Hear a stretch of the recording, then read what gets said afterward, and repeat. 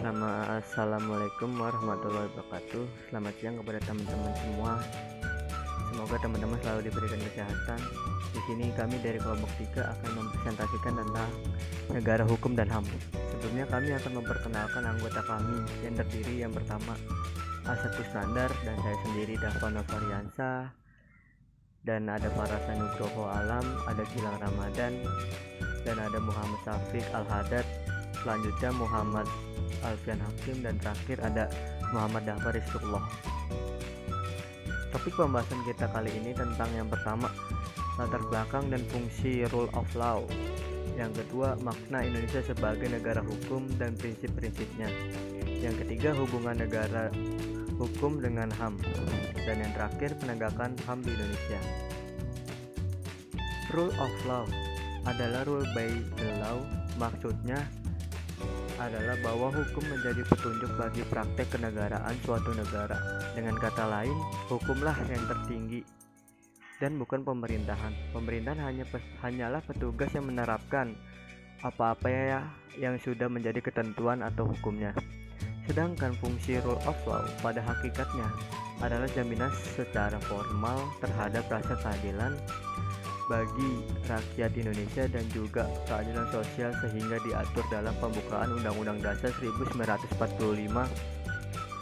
bersifat tetap dan instruktif bagi penyelenggara negara. Latar belakang kelahiran rule of law. Yang pertama, diawali oleh adanya gagasan untuk melakukan pembatasan kekuasaan pemerintah negara.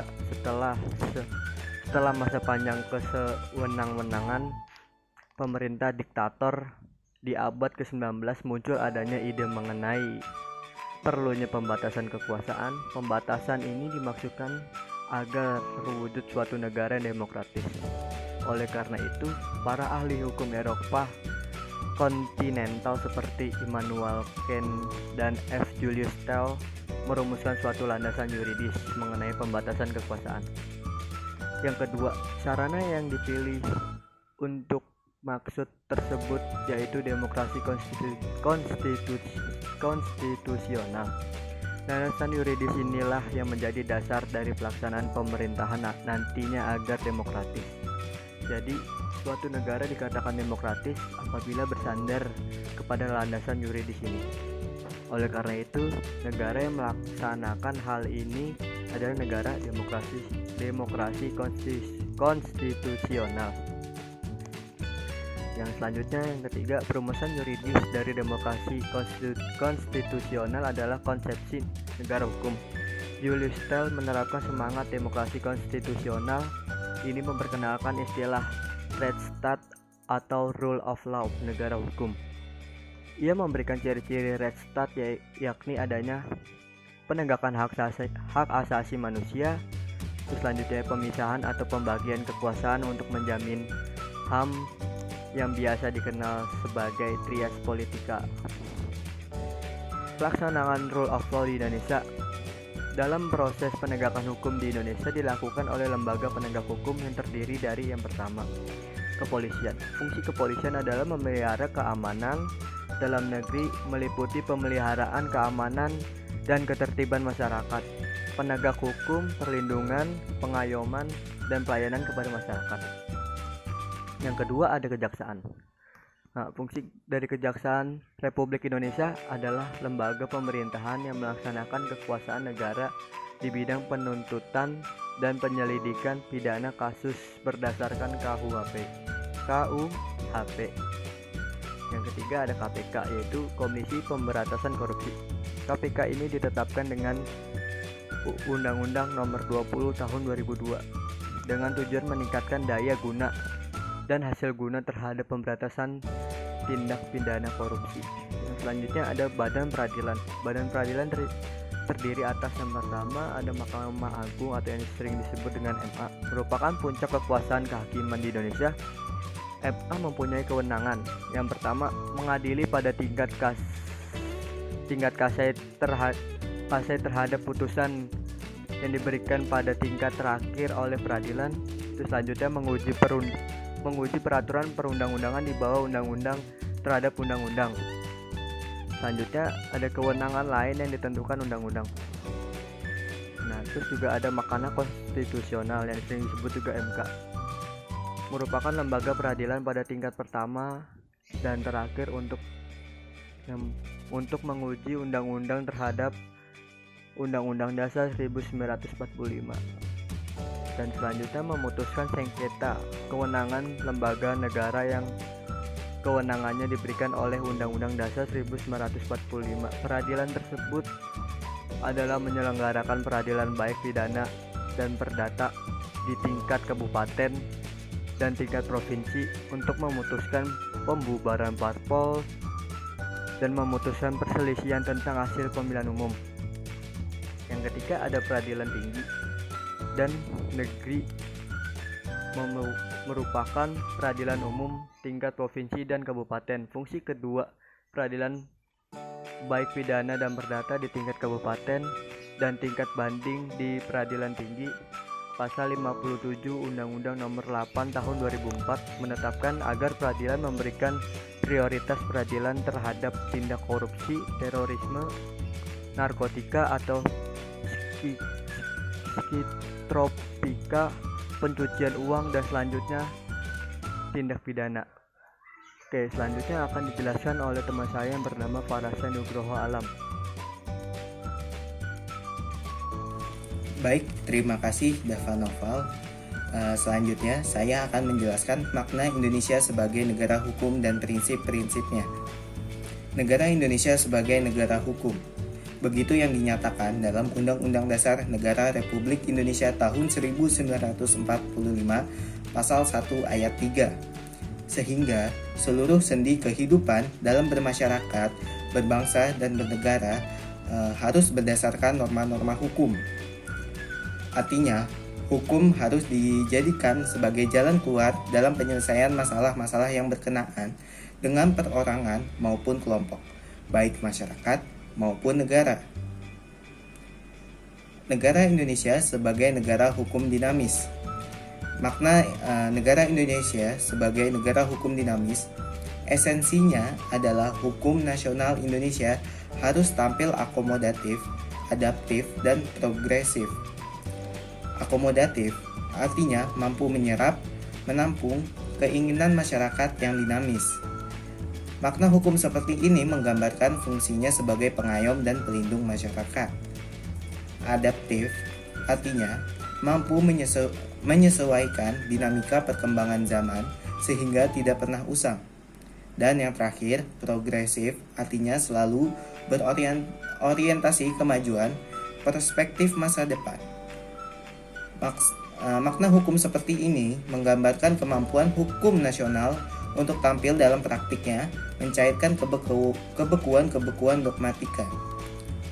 Hukum dapat menciptakan kebenaran yang berkeadilan bagi setiap anggota masyarakat. Berikutnya adalah ciri dari konsep negara hukum. Yang pertama itu adanya perlindungan terhadap hak asasi manusia atau HAM.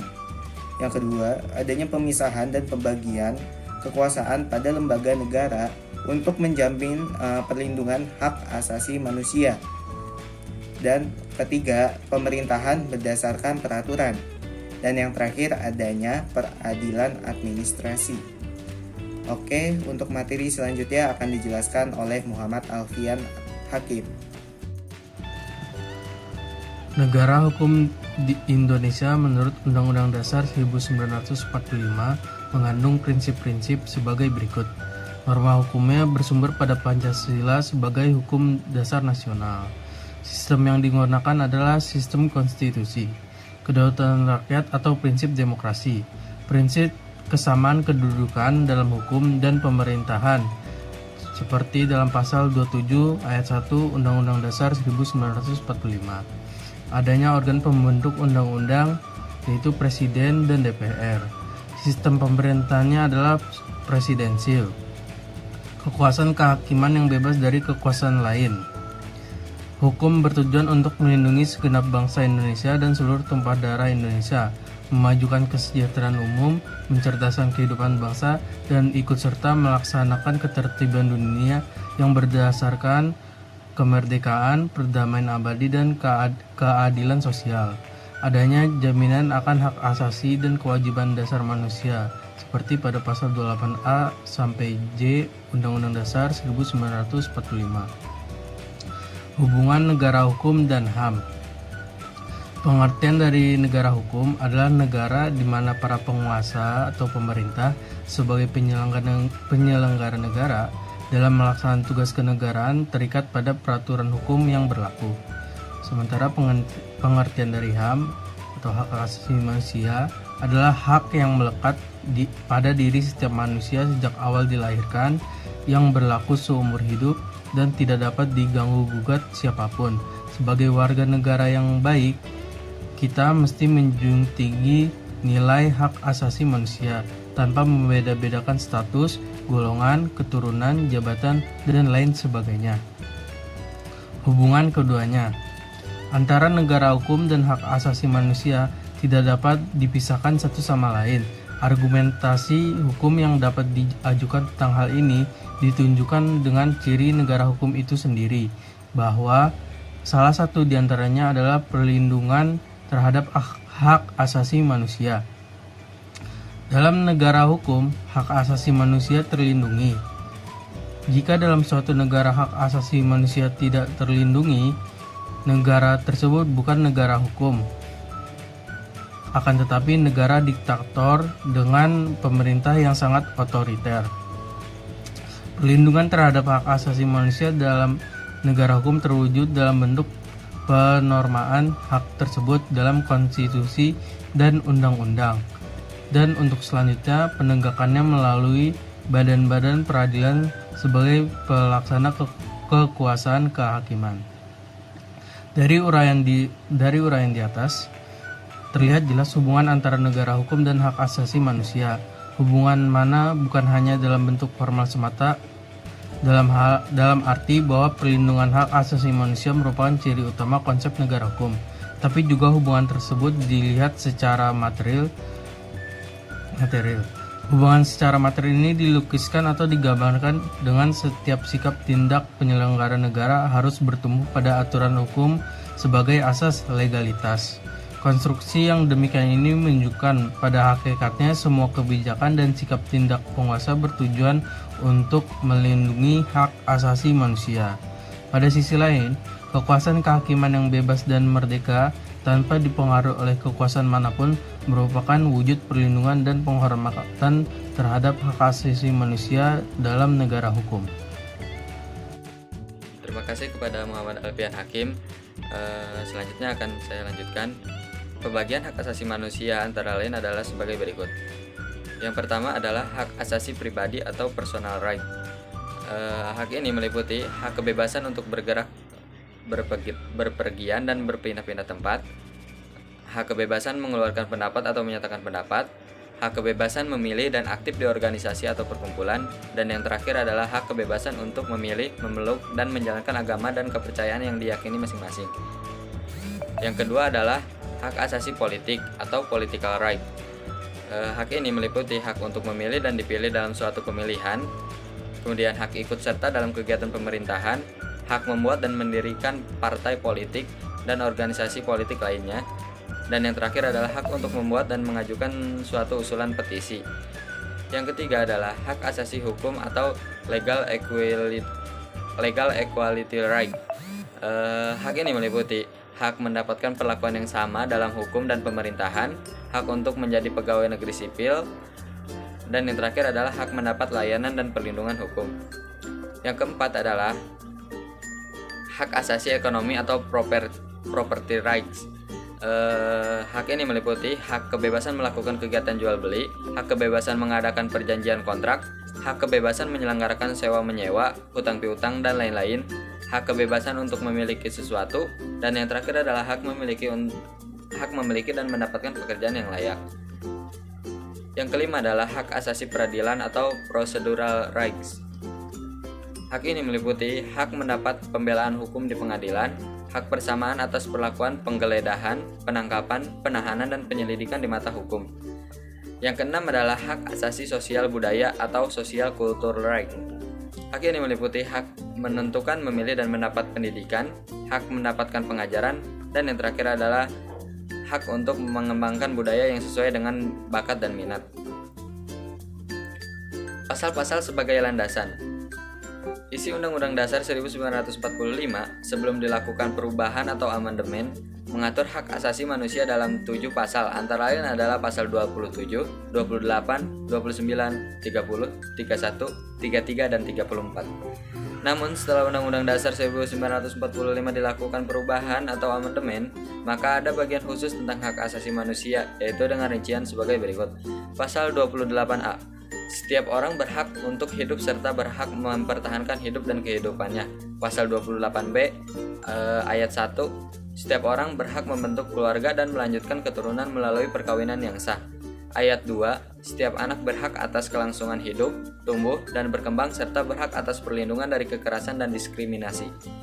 Pasal 28C ayat 1. Setiap orang berhak mengembangkan diri melalui pemenuhan dasarnya, berhak mendapatkan pendidikan dan memperoleh manfaat dari ilmu pengetahuan dan teknologi, seni budaya, dan meningkatkan kualitas hidupnya dan demi kesejahteraan umat manusia.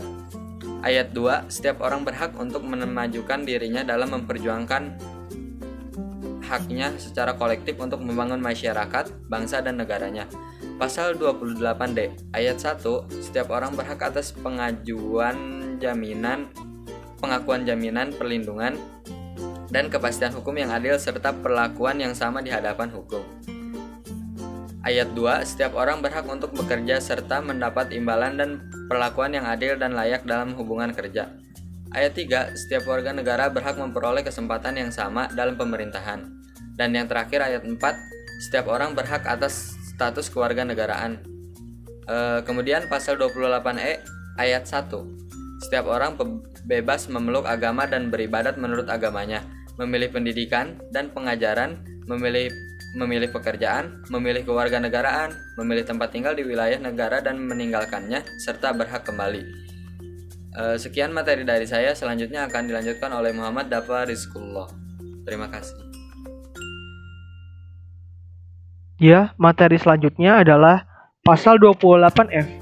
Pasal 28F berisi setiap orang berhak untuk berkomunikasi dan memperoleh informasi untuk mengembangkan pribadi dan lingkungan sosialnya, serta berhak untuk mencari, memperoleh, memiliki, menyimpan, mengolah, dan menyampaikan informasi dengan menggunakan segala jenis saluran yang tersedia. Lalu, pada pasal 28G berisi yang pertama, setiap orang berhak atas perlindungan diri pribadi, keluarga, kehormatan, martabat, dan harta benda yang dibawa kekuasaannya, serta berhak atas rasa aman dan perlindungan dari ancaman ketakutan untuk berbuat atau tidak berbuat sesuatu yang merupakan hak asasi. Yang kedua, setiap orang berhak untuk bebas dari penyiksaan atas perlakuan yang merendahkan derajat martabat manusia dan berhak memperoleh suaka politik dari negara lain. Selanjutnya, pada pasal 28F berisi antara lain yang pertama, setiap orang berhak hidup sejahtera lahir dan batin, bertempat tinggal, dan mendapatkan lingkungan hidup yang baik dan sehat, serta berhak memperoleh pelayanan kesehatan. Yang kedua, setiap orang berhak mendapatkan kemudahan dan perlakuan khusus untuk memperoleh kesempatan dan manfaat yang sama guna mencapai persamaan dan keadilan. Yang ketiga, setiap orang berhak atas jaminan sosial yang memungkinkan pengembangan dirinya secara utuh sebagai manusia yang bermartabat. Yang keempat, setiap orang berhak mempunyai hak milik pribadi dan hak milik tersebut tidak boleh diambil secara sewenang-wenang oleh siapapun. Lalu, pada pasal 28I berisikan antara lain adalah sebagai berikut. Yang pertama, hak untuk hidup, hak untuk tidak disiksa, hak kemerdekaan pikiran dan hati nurani, hak beragama, hak untuk tidak diperbudak, hak untuk diakui sebagai pribadi di hadapan hukum, dan hak untuk tidak dituntut atas dasar hukum yang berlaku surut adalah hak asasi manusia yang tidak dapat dikurangi dalam keadaan apapun. Yang kedua, setiap orang berhak bebas dari perlakuan yang bersifat diskriminatif atas dasar apapun dan berhak mendapatkan perlindungan terhadap perlakuan yang bersifat diskriminatif itu. Yang ketiga, identitas budaya dan hak masyarakat tradisional dihormati selaras dengan perkembangan zaman dan peradaban. Yang keempat, perlindungan, kemajuan, penegakan, dan pemenuhan hak asasi manusia adalah tanggung jawab negara, terutama pemerintah. Yang kelima, usaha untuk menegakkan dan melindungi hak asasi manusia sesuai dengan prinsip negara hukum yang demokratis. Maka pelaksanaan hak asasi manusia dijamin, diatur, dan dituangkan dalam peraturan perundang-undangan. Lalu, pada pasal 28J berisikan sebagai berikut. Yang pertama, setiap orang wajib menghormati hak asasi manusia orang lain dan dalam tertib kehidupan bermasyarakat, berbangsa, dan bernegara. Yang kedua, dalam menjalankan hak dan kebebasannya, setiap orang wajib tunduk kepada pembatasan yang telah dijalankan. Baik, sekian dari saya. Materi selanjutnya akan dijelaskan oleh Saudara Gilang Ramadan.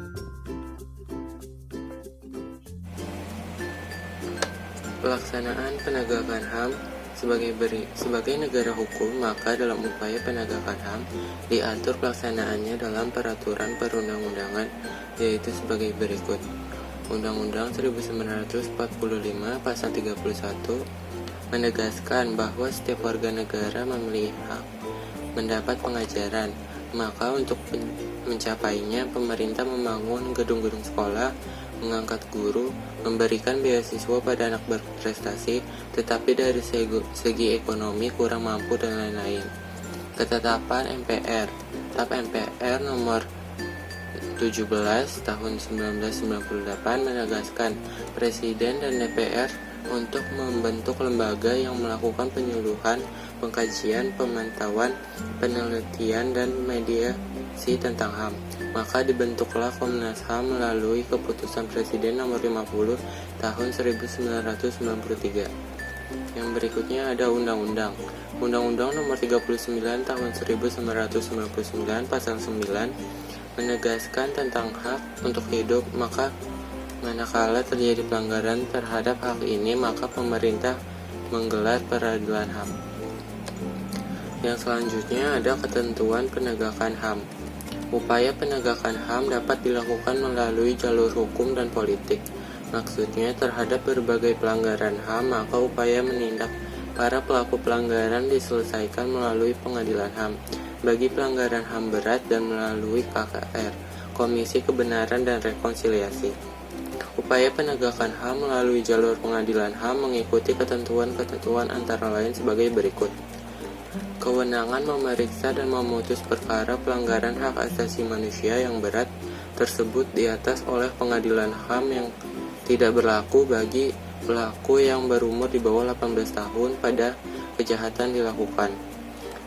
Terhadap pelanggaran hak asasi manusia yang berat yang terjadi sebelum diundangkan UU RI nomor 26 tahun 2000 diperiksa dan diputuskan oleh pengadilan HAM ad hoc. Pembentukan pengadilan HAM ad hoc diusulkan oleh DPR berdasarkan pada dugaan telah terjadinya pelanggaran hak asasi manusia yang berat yang dibatasi pada tempat dan waktu perbuatan tertentu yang terjadi sebelum diundangkannya UU RI nomor 26 tahun 2000. Agar pelaksanaan pengadilan HAM bersifat jujur, maka pemeriksaan perkaranya dilakukan majelis hakim pengadilan HAM yang berjumlah 5 orang.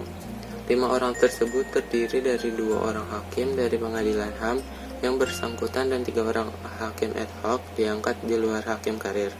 Sedangkan penegakan HAM melalui KER, penyelesaian pelanggaran HAM dengan cara para pelaku mengungkapkan pengakuan atas kebenaran bahwa ia melakukan pelanggaran HAM terhadap korban atau keluarganya. Kemudian dilakukan perdamaian. Jadi KKR berfungsi sebagai mediator antara pelaku pelanggaran dan korban atau keluarganya untuk melakukan penyelesaian lewat perdamaian, bukan lewat jalur pengadilan HAM. Saya Muhammad Syafiq Al-Haddad akan melanjutkan materi yang berkaitan tentang contoh kasus pelanggaran HAM.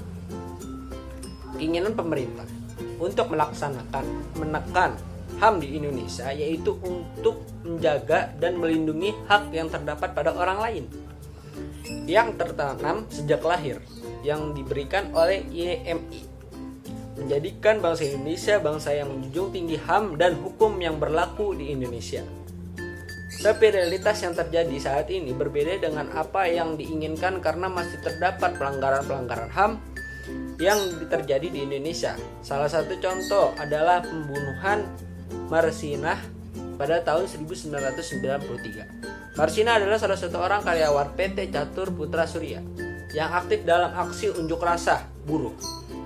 Keterlibatan Marsinah dalam aksi unjuk rasa tersebut antara lain terlibat dalam rapat yang membahas rencana unjuk rasa pada tanggal 2 Mei 1993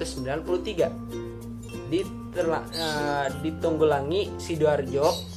3 Mei 1993 para buruh mencegat teman-temannya bekerja. Komando Royal Millet atau Kormil setempat turun tangan mencegah aksi buruh 4 Mei 1993. Para buruh mogok total. Mereka mengajukan 2 tuntutan, termasuk perusahaan harus menaikkan upah pokok dari 1.700 per hari hingga menjadi 2.250 per hari. Tunjangan tetap 550 per hari. Mereka memperjuangkan dan bisa diterima, termasuk oleh buruh yang absen. Sampai dengan tanggal 5 Mei 1993, Marsinah masih aktif bersama rekan-rekannya dalam kegiatan unjuk rasa perundingan.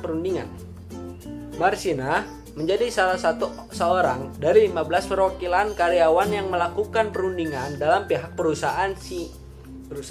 Siang hari tanggal 5 Mei, tanpa Marsinah, 13 buruh yang dianggap menghasut unjuk rasa digiring ke Komando Distrik Militer atau Kodim Sidoarjo. Di tempat itu mereka dipaksa mengundurkan diri dari CPS. Mereka dituduh telah menggelar rapat gelar dan mencegah karyawan masuk kerja. Marsinah bahkan sempat mendatangi Kodim Sidoarjo untuk menekan kebenaran rekan-rekannya yang sebelumnya dipanggil pihak Kodim. Setelah itu, sekitar pukul 10 malam Marsinah lenyap mulai tanggal 6, 7, 8. Keberadaan Marsinah tidak diketahui oleh rekan-rekannya sampai akhirnya ditemukan telah menjadi mayat pada tanggal 8 Mei 1993. Marsinah adalah salah satu korban pelanggaran HAM di negeri ini. Marsinah memperjuangkan haknya sebagai buruh untuk meningkatkan kesejahteraan seperti tentara dalam surat edaran gubernur. Namun demikian, perusahaan kiranya memiliki perpandangan yang berseberangan dengan kaum buruh tersebut. Perusahaan cenderung untuk tetap tidak memberikan hak buruh berupa kenaikan gaji. Atas keadaan tersebut, buruh beraksi dengan berdemonstrasi beberapa kali. Demonstrasi buruh tersebut direaksi dengan aksi realitas oleh pihak perusahaan dengan mengenggankan pihak militer. Mereka memaksa kaum buruh untuk menghentikan aksinya. Tekanan dari pihak militer, mereka memaksa kaum buruh untuk menghentikan aksinya. Perusahaan kiranya tidak menyurutkan langkah mereka, hingga akhirnya perusahaan memutuskan untuk membunuh para pemimpin dianggap sebagai pergerakan demonstrasi tersebut. Seperti kasus ini adalah sesuatu hasil konspirasi tingkat tinggi, karena penyelidikan polisi seolah-olah mengatur tembok. Hingga saat ini, kasus pembunuhan Marsinah menjadi salah satu kasus misteris yang tak tercapkan. Padahal sebenarnya boleh, jadi cukup mudah untuk menggunakan kebenaran kasus ini. Akan tetapi adanya pihak-pihak yang tidak menginginkan kasus ini terungkap, berusaha serapat mungkin menutupi kasus ini. Sekian presentasi dari kelompok kami. Apabila ada kesalahan atau kekurangan, mohon dimaafkan. Wabillahi taufiq wal hidayah. Wassalamualaikum warahmatullahi wabarakatuh.